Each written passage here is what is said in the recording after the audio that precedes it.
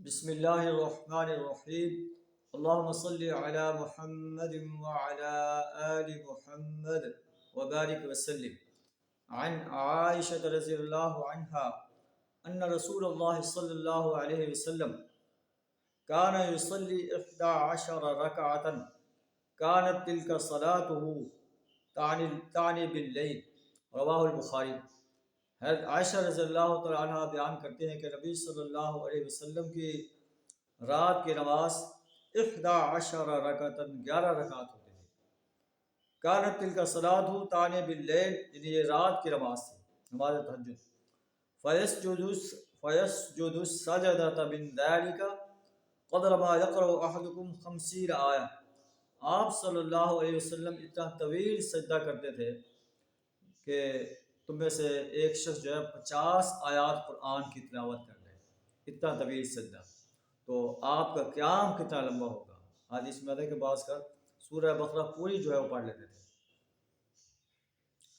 قبل ان یرفع راسہ، اس سے پہلے کہ سجدے سے سر اٹھایا جائے، سجدے میں آپ 50 کے قریب جو ہے ہمارے آیات پڑھنے کے جو ہے طوالت کے مطابق نبی صلی اللہ علیہ وسلم کا سجدہ اتنا طویل ہوتا تھا۔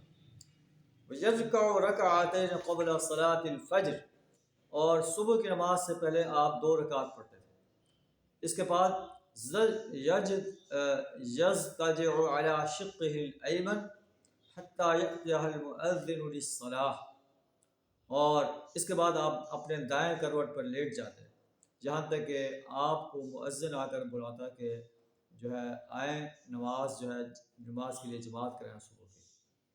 تو اس کے بارے میں ایک اور حدیث پہ ہے کہ جب آپ دائیں کروٹ پر لیٹے تھے تو اپنا دایاں ہاتھ جو ہے دائیں رخسار کے ساتھ رکھ کر پڑھتے تھے اللہم اجعل فی قلبی نورا وفی سمعی نورا وبصری نورا۔ یہ الفاظ جو ہے آپ صلی اللہ علیہ وسلم ادا کرتے تھے اپنے لیے، جو ہے دل کے، یا اللہ میرے دل کو نور بنا دے، آنکھوں کو نور بنا دے، میرے کانوں میں نور پیدا کر دے۔ یہ دعا جو ہے نبی صلی اللہ علیہ وسلم جو ہے مانگتے تھے اللہ سے، دعا ہے کہ اللہ ہمیں نبی صلی اللہ علیہ وسلم کے زندگی کے ہر شعبہ میں اسوہ کی اتباع کرنے کی توفیق عطا فرمائے۔ وآخر دعوانا الحمد للہ رب العالمین۔